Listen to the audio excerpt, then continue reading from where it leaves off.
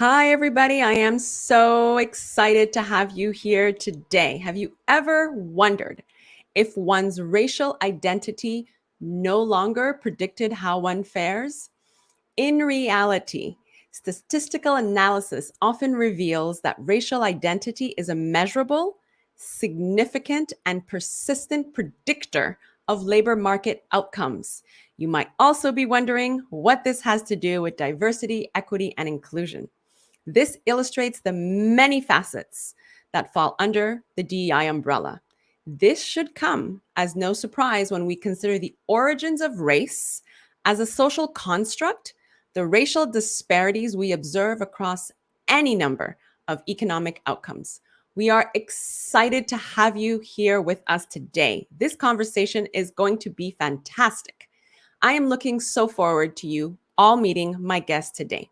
We value your feedback and opinions. Please drop them in the chat. We intend to respond to as many comments and questions from our audience. This takes a great deal of effort to pull off on our part, so I'm eternally grateful to all of my loyal guests, co-hosts, and audience. Every week, we create new content and looking forward to you subscribing to our YouTube channel to keep up with us. My name is Rochelle Carrier, and I'm a diversity, equity, and inclusion consultant and authoress of Emotional Intelligence, a toolkit for managing diversity, equity, and inclusion. The link to purchase the book will be in the comments. And for a living, I help thought-provoking leaders implement DEI and reframe their cultural mindsets through thought-provoking workshops and webinars. Join us as we continue to share the different voices in the DEI space. Here today with us is another trailblazer. Cyril C.J. Broderick Jr. has been engaged in racial equity work for approximately 10 years, primarily focused on the role of race in economic development. At the equity paradigm, he leads the strategic position of engaging with government entities, corporations, and the community. In addition, Cyril brings a wealth of experience in organizational leadership to their firm via many years of executive coaching for business leaders across multiple sectors.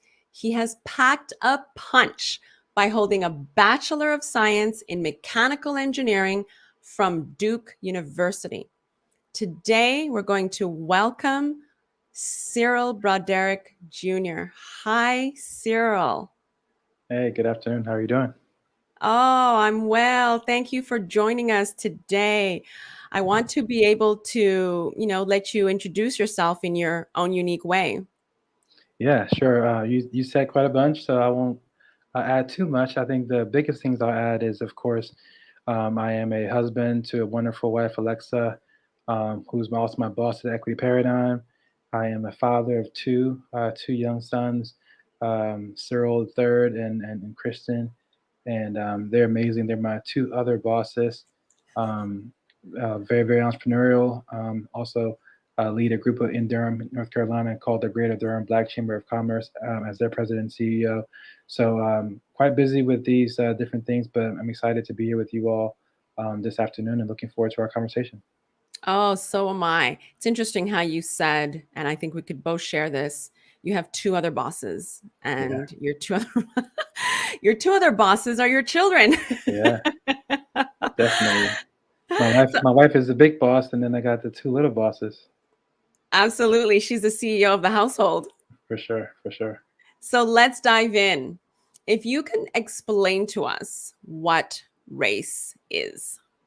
Yeah, as a consultant, we use in our work at the Equity Paradigm, we use the definition from Dr. Malana Karenga, which breaks it down into many different components: the what, the who, the when, the how, and of course the why. We always describe race as a species or arbitrary classification of human beings created by Europeans during a period of worldwide colonial expansion, using themselves as the model for humanity for the purpose of assigning and maintaining white skin access to power and privilege. So that's a long definition we use, but we break it down into the again the what, this arbitrary classification of human beings, the who, Europeans, the how, using themselves as a model for humanity, the when, during the period of worldwide colonial expansion. That's when it's important because it's important for us to know that this construct, wasn't always as such, right? Someone created it during a specific period of time. What did it look like before that period? What did it look like after this period? And how has it been? How has it multiplied in its effect? And of course, the most important thing in that definition is the why, for the purpose of assigning access to power and privilege for people that can be identified as white, and then to legitimize, to justify the dominance of people that are classified as white over people that are not classified as white. So that's a long definition, but that's what we use in our sessions, and it really helps to create as much context as needed to really understand this complex, nuanced social construct we call race. Right. So you said the who. So the who are. Europeans, so when you think about race and you think about who created it, right, and especially connected with this when during a period of worldwide colonial expansion, the Portuguese, the Spanish, the English, they were uh, traveling out across the world, not just to just sightsee, but to conquer, to dominate, and it was through these efforts that the new lands they landed on, um, this effort to do so, to dominate, to colonize, necessitated in essence this species classification or this social construct. So yeah, when we say Europeans, it seems like really broad right now, but that's why I named a few from the 1500s, the 15th century into the 16th century. We saw this conquest really carried out by the Portuguese, the Spanish, the French, the English. Those four in particular. Right. So in reality, then, when we say white privilege, so what we mean is that this is what's upholding the privilege is this racial construct, correct? Yeah, and terminology can be so interesting, right? So it's context. I always say context is so useful, right? But when we talk about again the why in the race definition, for the purpose of assigning and maintaining white skin access to power and privilege. When we talk about white privilege, again, people talk about it in different ways. Some people can define things in different ways, as long as they provide the context, right? For me, contextually, what that means is that ever since 16 and ever since the 17th century when whiteness was defined, people that are white have been socialized to expect to to expect these privileges, expect these advantages, right? That are conferred to them via whiteness and codified and through policies, practices, laws. And so when we talk about white privilege, most often when I'm speaking of it, I'm speaking of it as in this socialization, right, of white people that yeah, you're supposed to be successful. You're supposed to be afforded these advantages. So you're supposed to have access, and that's often how I use that term. So when I hear you saying that in essence that these privileges also can determine if, when, and how you'll be working in in these corporate spaces or in these workplace spaces. For sure, for sure. A lot of so many people are now more attuned to their to DEI work and to racial equity work. Since the murder of George Floyd, people are now starting to become so well, I have to do something, I have to do something. And so much of where I always advise people to start is, in addition to learning more about, the history of race and the species classification, the biggest thing is really looking at yourself and seeing how you've been socialized, right? What does that mean to you, right? What have you always grown up thinking about yourself in relation to your racial identity? What have you always grown up thinking about others in relation to their racial identity, right? What has caused that? How can you start to see the layers being added on and on and on. Like when you first noticed this thing and what it made you think about yourself, what it made you think about others, right? And that work on understanding our socialization, I think, is the key part. But then certainly it carries on into our workspace, our institutions, right? How are our policies, practices, procedures, really well banked in these ideas or socialization? How do we unintentionally uphold these racial dynamics in our policies and practices, right? And how is it that why is it that people of color are less successful in our organizations by function of how we carry it out? How do we do our measuring? How do we do performance evaluations? How do we do promotions? Right? What are all the things that are happening that we're not necessarily cognizant of? And so yeah, it's a big part for sure. Right. Do you think also that there is a lack of representation because of this racial social construct? Sure, 100%. 100%. One of the things we talk about in our work is that, um, and I'll tell a quick story that while my wife started this company some 7, 8 years ago or so, my wife decided to be a do-gooder and decided, oh, I don't want to, I want to work in a nonprofit space, and got involved in educational inequity work many, many years ago. And she would go across the state of North Carolina where we live, and and she would be doing education consulting, and all of her state. And she'd come back and she'd say, "Oh, we did some really great work in this community, this town, this county. I was with these folks, and it was good work." And she said, and she would, talk about these great things. She said, "But there's one problem I keep running into every day, right? I'm always the only person of color in these spaces, right? And it just felt like, why is this happening, right?" And so she decided to do some research, and she realized that although nonprofits serve a very, very diverse constituency, right? Meaning 60% or more of nonprofits constituencies are people of color, right? Nonprofits are only led, only 7% of nonprofits are led by people of color. 7%. And when you take a look at that dynamic of the lack of leadership, lack of access to decision making in nonprofits, even though they serve a very, very diverse constituencies, um, nonprofits have been trying to solve this problem for 30 years, right? Their numbers still haven't changed though. And so this is one of the reasons she started this firm, is to help these organizations better assess what the issues are, what the problems are, and better have a better understanding as to how to make a difference, right? She could tell that, okay, I'm seeing that a core value of these nonprofits they were working on. I mean, these meetings, they're all saying we want to diversify, we want to be more inclusive, we want to be more equitable, but nothing's happening. Year after year, you're seeing the same the same details, and so there was an issue of a lack of understanding as to how to really solve this problem, lack of understanding of the problem itself, and so she started this firm with that in mind. And how receptive are the corporations vis-a-vis these trainings? Yeah, it's interesting, right? So she first started with nonprofits that were again saying, "Well, we want to be diverse, we want to be inclusive, we want to be." First started there, and then doing more research, we realized that that same issue I talked about with the lack of diversity across nonprofits existed in the corporate world as well, right? Many, many different industries still had the same lack of diversity, and I think the last couple of years have moved the needle a little bit, right? And people have been more than ever, yeah, receptive and interested in at least learning more, right? There's obviously still not everyone. People are where they are, but I think corporations are a little bit more receptive, and all of them, I think we live in a world of precedents, and also in people say a copycat league, right? What one organization is doing, another organization is saying, "Oh, we need to do this too," and it becomes a competitive advantage, right?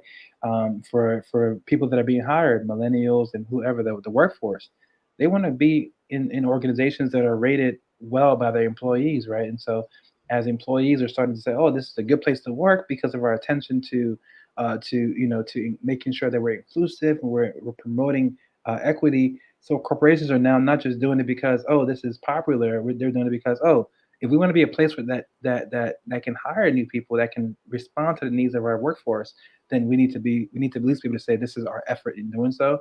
So I think throughout these different processes and throughout the different movements in the space, I think corporations becoming more and more receptive. But for sure, it's not everyone. Right. What do you think are your biggest challenges when facing corporations today in regards to racial equity? Yeah, I think many times corporations are only doing things when it's when there's a financial incentive, right? When they can see exactly how this affects their bottom line or their people, right? And I think that one of the barriers is that um, we talked about it already, is that the lack of diversity in decision making that we talked about already, right? And so when you're asking people who haven't had an experience with disadvantage before from a racial equity lens, right? When then it can be a little more difficult for them to say, I find this is necessary. And lack of diversity in the space, I think, is one challenge. But I think another challenge that continues to change is that people just aren't aware, right? Their lack of awareness of of this as a real issue for their companies. I think that's changing as as more and more corporations are saying, "Hey, this is important to us. This is how it affects our bottom line." And so I think that those two challenges are meaningful, but I think that they are changing over time. Right. When we think of DEI, we have to think of it as interchangeable and interconnected. So, Okay. diversity is the presence of differences that may include race, gender, religion, sexual orientation, ethnicity, nationality, socioeconomic status, language, disability, age, religious commitment, or political perspective. And then, when you think of equity, you think it's promoting justice, impartiality, and fairness within the procedures, processes, and distributions of resources by institutions or systems. So, and then inclusion is, it's an outcome to ensure that those that are diverse feel welcomed, and inclusion also outcomes that are met with you, your institution, and your corporation. And the corporation needs to truly invite all, right? Ensuring that they have a seat at the boardroom table. So when we talk about DEI, we have to remember that it's not one without the other. It's all three, Yeah, for sure, right? for sure. So it's something I believe that has to be, we need to continue, like you said, pushing the needle forward Yeah, so that yeah. I mean, one doesn't get left out. So it's not only to have the diverse population, but it's to yeah. have the equity and to have the inclusion. Yeah, definitely. I mean, there are lots of examples out there that I think are really powerful ways to think about it, right? Someone, I think I read one before where it said, diversity is being invited to the party or something like that, and you're in the room, and then or invited to the table. I think, and then said, okay, well, then inclusion is that you care them there, and you're making it apparent that you care that I'm there and I feel like I belong, right? And let's say you're playing my song at the party or something like that, right? And then someone said, well, equity is then okay, well, you're not just you didn't just invite me and play my song, but you know, you're making sure that or someone is asking me to dance and that all the things that I wanted out of this party are also available. And so there are many, many different ways to think about those analogies, those metaphors. But for sure, I think a lot of corporations are struggling with truly understanding the depth of this work and the necessity of it, right? Without inclusion, you may hire someone, right? And in an effort to be, to me to say, okay, well, we're sitting at 2% or 5%. We really want to be at, to be able to a diverse workforce. We really want to set a goal for 10%. You hire some people, but the culture, the work culture is not there. If they don't ensure that they feel valued, that culturally it's not, they don't feel like they're just having to conform and change who they are all the time just to be in this environment, then inevitably you lose them, right? You end up in this circle of, and you say, oh man, we did this work to hire these folks. Why they're not staying? And so there's definitely a need to really truly do a deep dive to understand, what diversity, equity, and inclusion look like for your organization because, it's important to really truly do the whole work and not just a small piece of the work. I agree. That's a good point. So, as the COO of the equity paradigm, using a racial equity tool can help develop strategies and actions that reduce, you know, that reduce racially. So I'm trying to understand what tools and strategies do you use? Yeah. A lot of times when we talk about using a racial equity lens to do an analysis, it can be really interesting because so much of our socialization is just is taking the world as it is and Right. not slowing it down and seeing, wow, this does systemically advantage people that don't look like me, and this does create extra barriers for people that do look like me. And so, what we've done is using a racial equity tool is help people understand, things from perspective of things that don't even implicate them in the process. Right. And then as they understand that, start to get them to understand what this looks like for their organizations, right? So, we talk about things like, historically, like the New Deal. We say, oh, we learned about the New Deal. That's the greatest piece of legislation in U.S. history. We talk about the Federal Housing Act. We talk about the Social Security Act. And say, look, we all learned that this was just the best thing ever, and everyone had access to these programs. But then we take a deeper look with a racial equity lens and say, well, wait a minute, if you're white, yeah, you had access.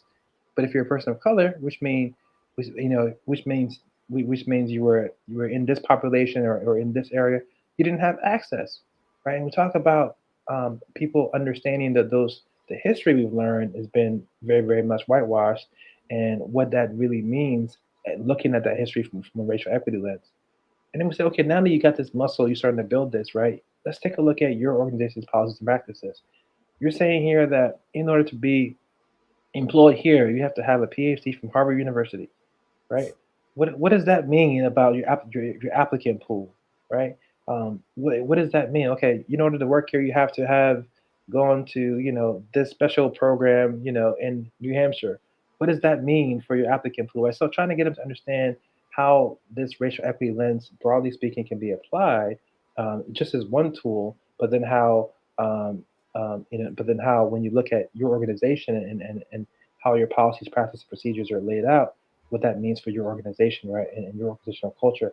And there are many, many different tools that we use, but that's just one example of how we can model, an analysis, and then help organizations kind of see that bridge and start to build that bridge and use it in their own analysis. Right. So who would we go to, or who in corporations actually makes the changes in the policies? And in order to make a change in a policy or procedure, you have to be willing enough to understand your unconscious biases and reflect and say, wait a minute, do I have a bias towards or a bias against? And then you think, do I have the emotional intelligence required to sit down, check my thought process, and see where I go from there? And then make the change to the policy. But if Yeah, you're not aware that you have these biases within, then it's very difficult, I believe, for a corporation to be able to make sustainable changes. for sure, for sure. Our theory of change is very simple. We believe that, equitable systems and institutions really begin with equity conscious individuals. And so you're depending on these individuals, to become equity conscious, become more understanding, more aware of the equity implications, right? Is these individuals that, as you mentioned, they're going to be the ones to say, okay, we need to take a look at this policy. We need to change this procedure. We need to, rethink this operational tool. And it's those individuals that are going to be the ones that help make these organizations, these institutions more diverse, more inclusive, more equitable, and then that's how we get to societal change. So you're absolutely right. When it comes down to a lot of the work that we do is across organizations, but then we have to work with our executive staff or our HR teams, our implementation teams or change agents within the organizations, because and be with them along the way to help them when new barriers come up, because inevitably, um, it's people, they're going to lead this change across the way for sure. Right. I want to say hello to Kirk Visola. Thank you, Kirk, for chiming in, and thank you for this question. CJ, I'm going to revert this question to you. He says here, can you explain the ridiculousness of reverse racism and how asinine of a term that is? Oh man. Um, yeah, I think it's an interesting concept, right? And I think that I think that one of the more important definitions of racism that we share is that as a formula is it's race prejudice plus social and social institutional power, right? And you know, one of the things we teach and talk about understanding um, understanding organizational culture, understanding white supremacy culture, understanding white dominant culture. We all have a racial bias, all of us, through our socialization and through how we've observed the world.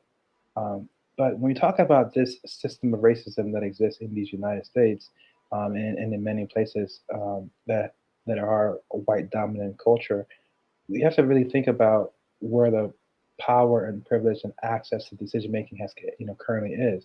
We talk about um, we talked about some numbers earlier around 7% of organizations nonprofit being led by people of color, and so on and so forth. But Rama Angela made an interesting point in our article called "No, I Won't Stop Saying White Supremacy" when she said that you know because white people control the institutions, right? Is their racial bias that's utilized and put into place in all of these institutional norms, practices, preferences, procedures, right? And when we're talking about this system of racism in the United States, this is what we're talking about, right? It's to say that um, and so people of color can have prejudice for sure, can have bias for sure, and we do, but our prejudices, our preferences, our biases are not don't show up in the procedures, the laws, the policies, the practices in this country because inevitably we haven't based them around. We haven't had the power, right? The social institutional power to institute them into law. And I always have a tough time with the Constitution and with and with the and with legal precedent because of exactly this, right? We always go back to what George Washington, Thomas Jefferson, and how they looked at the world and how they saw themselves and how you know, and we know from historical accounts how they saw themselves and how they saw us, right, and how they saw people of color, especially Black people.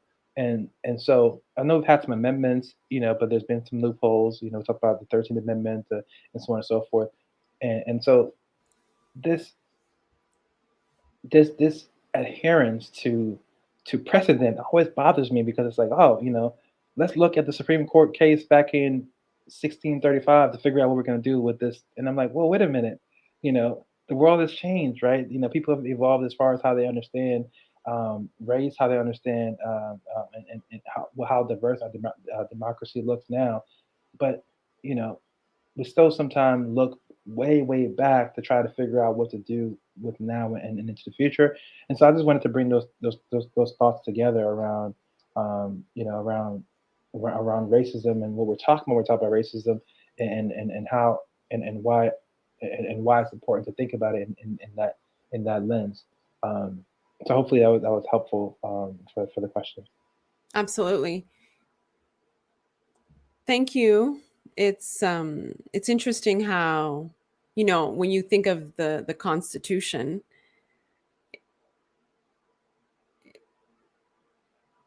people change, growth happens, and our population is changing. Hmm. And I think it's something that's, pretty important to say is that in order for things to change, we definitely need to make changes within the legislator. And, to be able to have those changes done on a constitutional level, at a municipality level, at a city level, and continue, marching the march Yeah. to make these changes happen. Otherwise, Yeah, we're starting to move the needle forward by having these conversations, by you bringing, these trainings into the corporate workspace, and myself doing these podcasts and writing these books. And the changes are happening. They're there. But I believe also we have to constantly take it to the next level and constantly keep the needle moving forward and upward to be able to see the actual changes occur. yeah, yeah. I think it's so fascinating because I really think that an understanding of race um, is so fundamental to your understanding of the U.S. Right? I mean, I think when you look at social, look at economics, look at politics, you really can't understand what's happening unless you understand the history of race, right? Just quickly, I'll just think about um, so many things are happening right now that are all tied to this simple definition of race belong I shared earlier, right? When you think about the why, right, for the purpose of assigning and maintaining access to power and privilege for people that are white. When you think about that why, that quest, and how it continues today, it tells you everything you need to know about what's happening, across, especially in the U.S., but across the world. It relates to, you know, to some things you see happening in current day life. So you mentioned how the demographics are changing. People calling the browning of America and so on and so forth. But you see things like redistricting, gentrify, as far as voting, right? People's voting, their voting rights being taken away. Um, you see a little bit of diversity happen congressionally, but people are fighting like hell to say, no, no, no, you know, we must maintain this power at all. If we have to redraw some maps, if we have to disenfranchise people, if whatever we need to do. And so while we're learning more and more about you know, DEI and racial equity and things like that. We're watching it happen in real time, right? When you think about, you know, Reconstruction and what happened immediately after the Civil War, um, you think about what the experience was especially in the American South, in the years following Reconstruction, and how it was like the biggest backlash against Black people. It was crazy, right? It's all of a sudden between 1865 and 1880, 1890, you saw Black people being involved in state legislatures for the first time, and so on and so forth. But after that period of Reconstruction, in the late 19th century, from then till the civil rights movement, there was like zero, right? It was just like, look, it was a complete wipeout. No, we don't want you to have access to power and privilege. We need to maintain this access to whiteness for many different reasons. Then you see things like, after the civil rights movement, you say, oh, okay, things are starting to change again. We're giving people, we have a new Voting Rights Act, and so on and so forth. And then all of a sudden, Reagan says, we got to really step up this war on drugs. You know, it's our number one enemy, drugs. All of a sudden, parties that have been involved in Voting Rights Act, people of color start becoming arrested, mass incarceration becomes a real thing, and it continues in the 80s and 90s. And we're thinking, oh, okay, I don't understand why people are being locked up. But again, if you understand race and access to power and privilege, it starts to make more sense to you, right?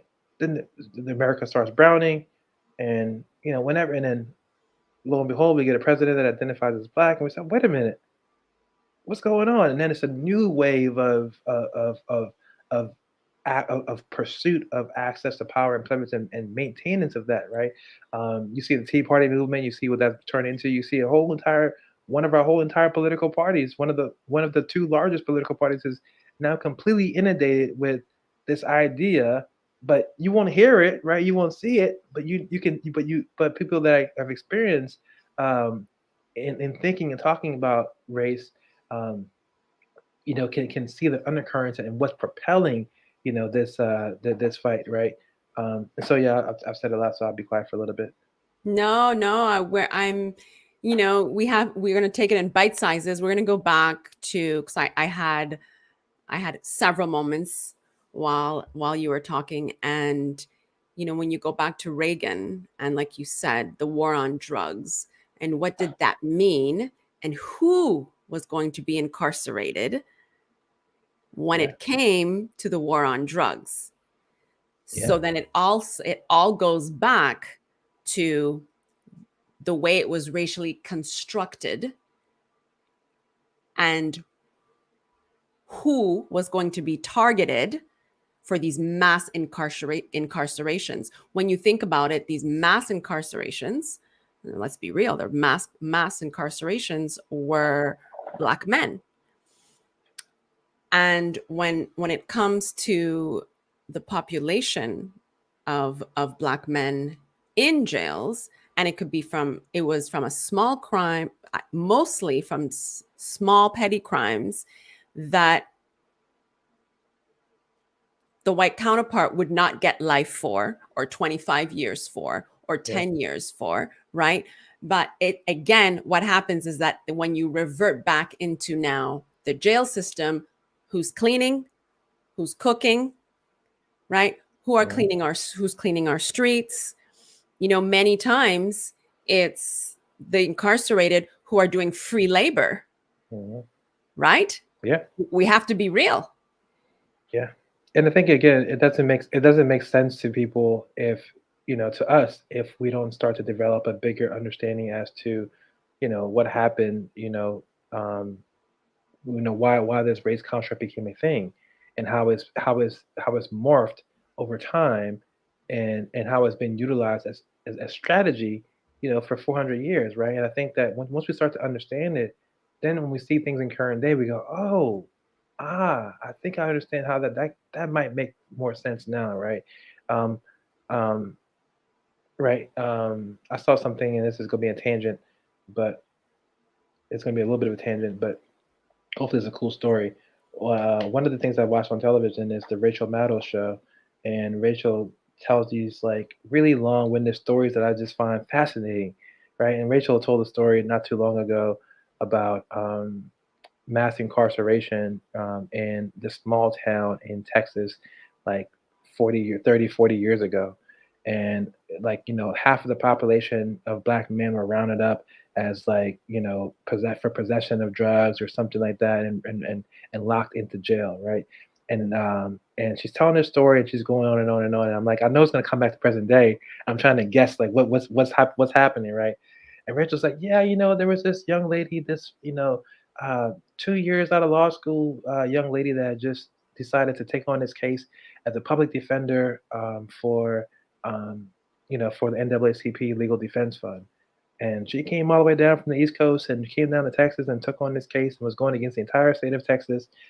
She's telling her story. She's like, "Oh yeah, and one by one, she was able to get people out of jail, and taking on different parts and saying that there was one police officer who rounded up like 50 people or 100 people or some big number, right? And didn't have any evidence. It was all on his word, didn't have any logs, didn't have any pictures, didn't have any kind of real evidence. He says, yeah, this is what I saw, right? He said, and so they were going through the records, and they were saying, oh, well, what if this person was in Kansas at the time? You say they were in Texas dealing drugs, like what? And and they were saying that, and she was saying, well, the district attorney was basically saying, you're going to take this police officer's word, you're going to take this person we arrest his word, and so people having an uphill battle, right, of proving their innocence. And it would take like receipts, like of like bank receipts or something like that, to say, look, this is where I was, and so and Rachel was saying that this police officer who had done these things, right, was at that point in time awarded for his work, right, given the award as the Texas police officer or public servant of the year, because he had done this in this small Texas town and round up all these black folks and put them in jail.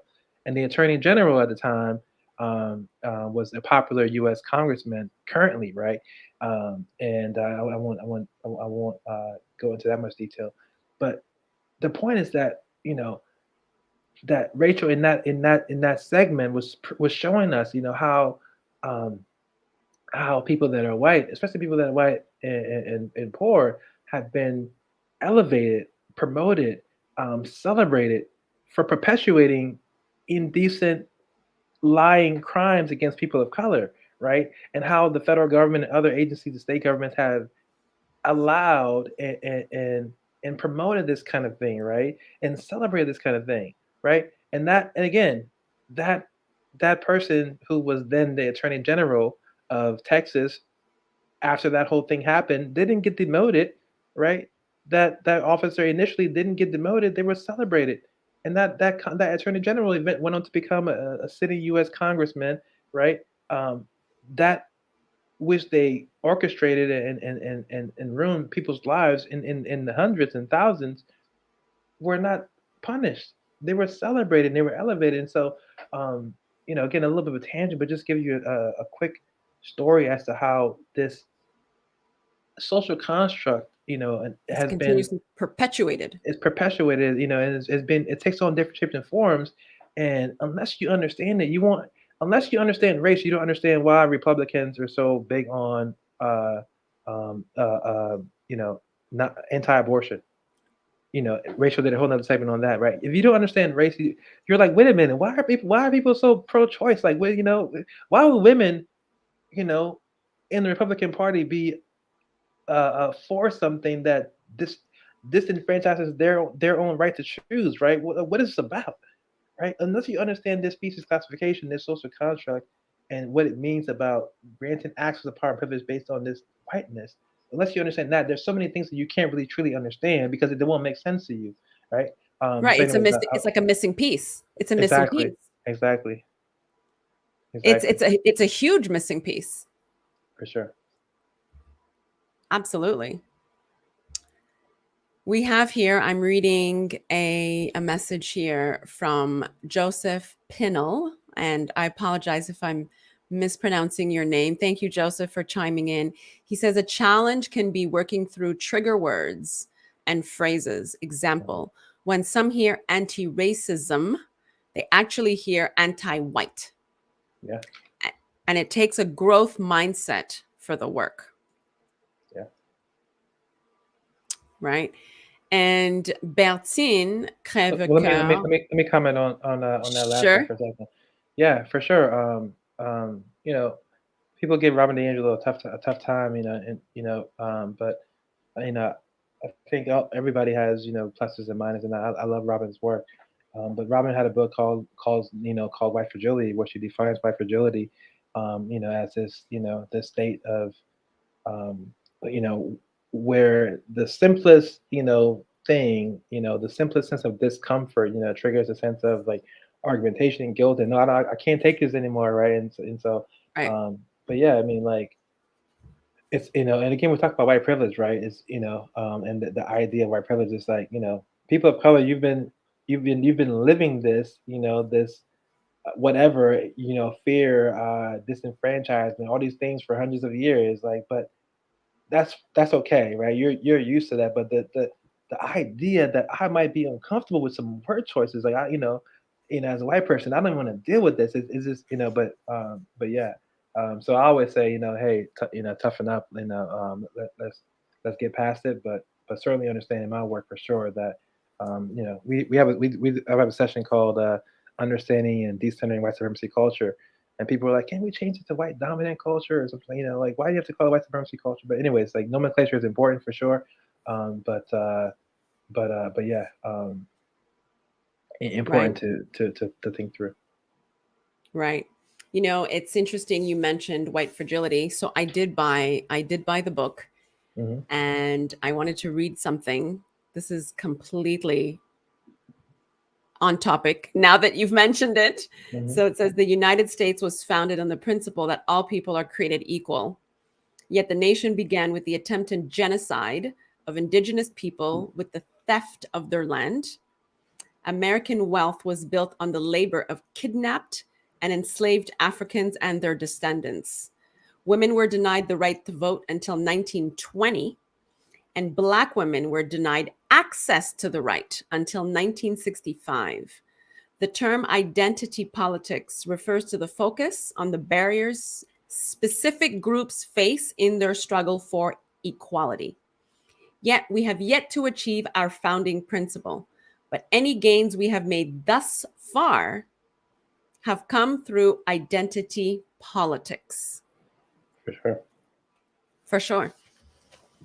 So it's, and again, going back to the growth mindset, I think it's really important that we have, it's something that has to be learned. A growth Mhm. mindset is something that really has to be learned. You have to reframe your thoughts, reframe your mind, reframe your conditioning, because of all this, like you said, whitewashing, brainwashing. It's it's a process to deconstruct. For sure, man. Yeah, we've all been socialized. I say so. We're all still growing and becoming more equity minded, equity conscious individuals. Myself included. I tell people all the time when I'm doing these sessions, I say, look, I'm not that far off from where you are, right? Like we're all still trying to grow and learn, and it's our ability to help each other learn, right? To share our ideas, to share things we're thinking about, to share things that we're not sure about, and not to say, oh, I'm teaching you or you teaching me, but how do we learn together? How do we create these learning communities? I think that's going to be huge for us moving forward for sure. Absolutely.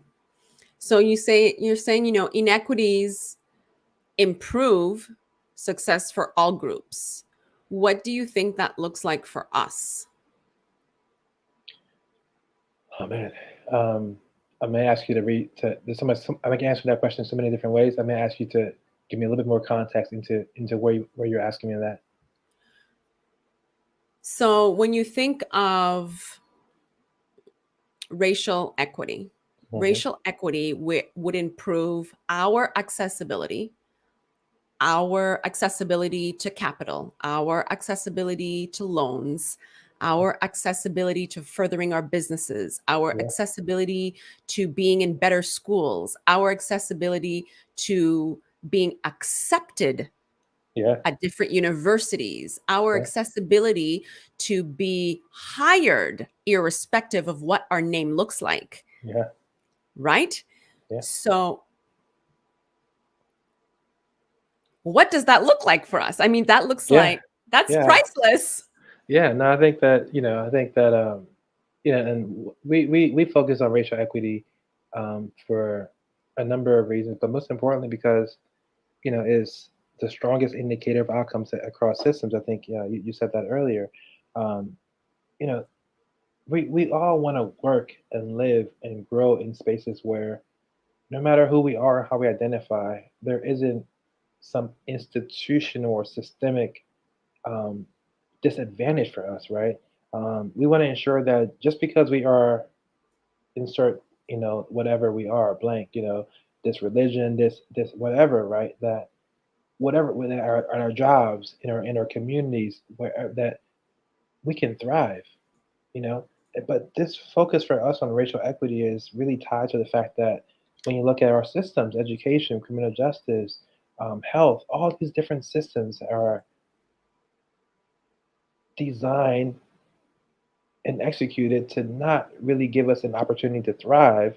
And when you look at the data, it shows that, right? And so, how are we recreating, reframing these systems in order to be able to do so?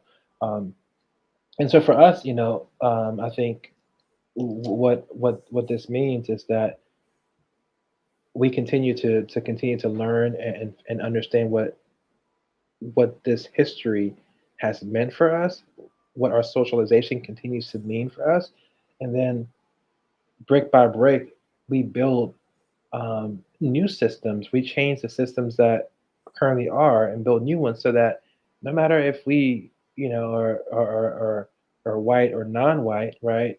Um, that your outcomes are still the same. No matter if, and then again, this framework is so important because it applies across the board, right? No matter if you mentioned your last name or your first name, no matter if you identify as a certain gender or not, no matter who you are, that these systems, these institutions don't give you advantage or most importantly disadvantage, right?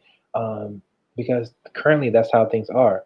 And so, people talk about, you grew up, and you say, you heard things like, hey, life isn't fair. It's like, in the future, life may not be fair, but it could be more fair, right? Right.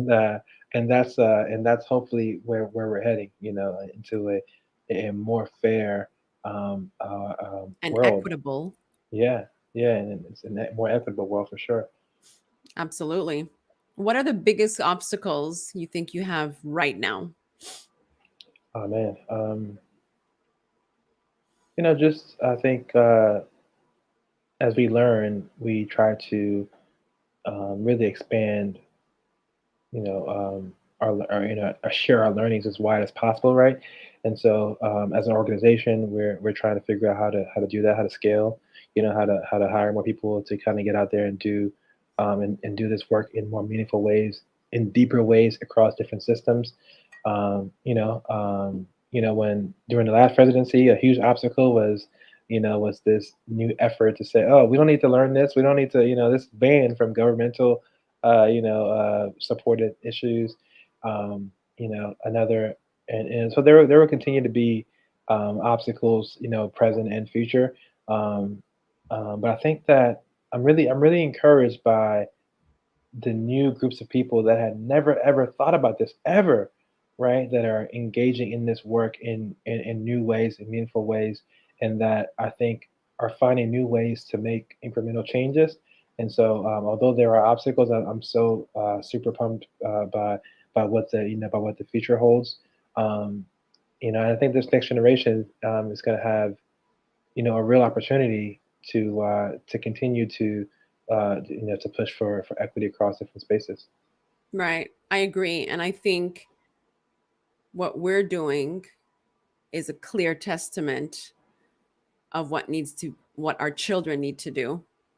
Like you, I'm a parent as well, and I remind my daughter daily of how important she is, how her voice matters, and how different is amazing.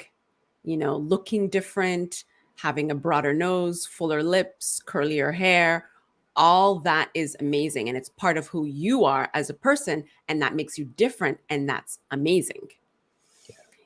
So I think we need to channel those energies as much as we can for our children so that they can still carry. I don't like to call it a torch because a torch is pretty heavy. We've been carrying a lot for a long time, but maybe they'll carry the wand and continue moving forward, For sure. right? So I think it's really imperative. It starts from the books. I had a conversation with a woman I was walking with this morning. She's a neighbor. Yeah. They're they're African American. They're from London, and she was saying how you know there is such a lack of representation. When she was growing up in London, there was a lack of representation Yeah. of people representing what she looked like, Yeah. and or what I look like, or what you look like, and it was, or what we all look like. Yeah. And what it was when, now her daughter, who's 23 or 24, works for a company here in South Florida where the board members are Black, the CEO is Black, leadership is Black. And she said her voice matters, Yeah. right? Yeah. And it makes a big difference. It makes a big difference in your mental state, in the way you carry yourself, in the way you Yeah. show up to work. Yeah. Right now you're included, you're diverse, and you're equitable. Yeah. Yeah. I think going back to your the initial question about the biggest obstacles. I really think that our socialization is so tricky, right? I mean, so many people in these United States have been socialized to experience, in one way or another, the disadvantaging of their blackness, right? Whereas many people that are not black, right, that are not people of color, haven't had that socialization, right? And you turn on the news and you see, oh man, they got these three brothers lined up their pictures and saying, oh yeah, these are criminals, right? You look at on another side of things, you look at you know Vanity Magazine, and on the cover for the longest time they'd have a white woman with blue eyes and blonde hair, and say, okay, this is the image of beauty. And again, all of that has been going on for so many years, right? We talk about in our sessions how after the 1691 defining of whiteness in 1705, codified into law and incentivized, right? If whereas there were people of different hues working as, hues or backgrounds or ancestry, white or European, African, Native American, or whatever you have you, working as indentured servants, by law, only the ones that were classified, codified as white were incentivized with land, money, weaponry, and food, and what that did, right? And so when we're talking about how to uh, how to start to acknowledge our socialization and how to do something different, one of the things I always tell people, if you want to do something different, incentivize blackness, right? It's something that, if you've been living with socialized to think that your blackness is like a demerit or a disadvantage for a long time. We know James Brown says, black and I'm proud, but this feeling of like, oh man, if they find out that I'm black, they're not going to give me this CEO position, or or the bank is going to be less likely to give me this loan. So I'm like, look, incentivize blackness, right? Find ways, corporations find ways to say, look, we value you, and we honor you, and we respect you, and we're gonna show you that by giving you these key signals, right? Not just in, but again, so again, many different persons can do this in different ways. But I'm always saying, yeah, incentivize back, because our socialization has really played this trick on us, right? Not trick, because we've seen it, we've seen this play out over society, but yeah, how do we show and prove something different, right? How do we start to experience something differently? And so yeah, I'll pause there. Right. The so how do you think, or how would you incorporate, you think, a DEI strategy into employee experience practices? Yeah, I think so much of this is, is going to be a part of, inclusion work, right? Is one thing to say that, hey, we're going to hire some people that are diverse into our workforce, right? But it's a whole other thing to listen to them, to value them, to ensure that there are mechanisms in place for them to share their opinions. It's one whole other thing to empower them, right? So people sometimes, a lot of my work, I'm advising, Black employee resource groups, people of color employee resource group, people call it caucuses, and I'm telling the leaders in the organization, don't just don't just say, oh, it's okay to do this, but incentivize it. Give them power, right? I told you earlier about this really connection between this species classification we call race and and access to power and privilege, right? So give them power. It's one thing to be in a resource group, but one thing to be, um, in a part of a diversity program, but give them power, right? Give them access to power, to money, right? To resources, to say, look, you know, um, we're going to listen to you, but we're also going to give you resources. Also going to give you power to do things. This is how we come up with our organizational strategy. This group has the power to have a stronger vote, to make recommendations in this new strategy, right? And so understanding that relationship to, I think is really important.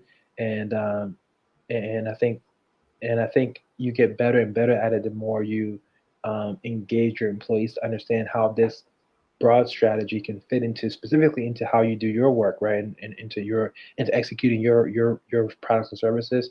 Um, and so yeah, I'll pause there. Right. And how do you think that fits the bottom line? I think it fits the bottom line very, very well, because I think, you know, especially now in this global economy, right, where people are trying to um, really push their products and services, all over, right? Not just thinking about their neighborhoods or their communities as the places that are looking at their products and services, but in a global sense, workforce happiness, understanding the world better through understanding through a diverse workforce, and coming up with more palpable, more strategic products and services. I think companies that are diverse are leading the world right now in many different categories, bottom line included. And so yeah, I mean, the arguments been made many times over that this is indeed as relates to money, right? This is the way to go as well. Right. Any tips or gems you want to drop?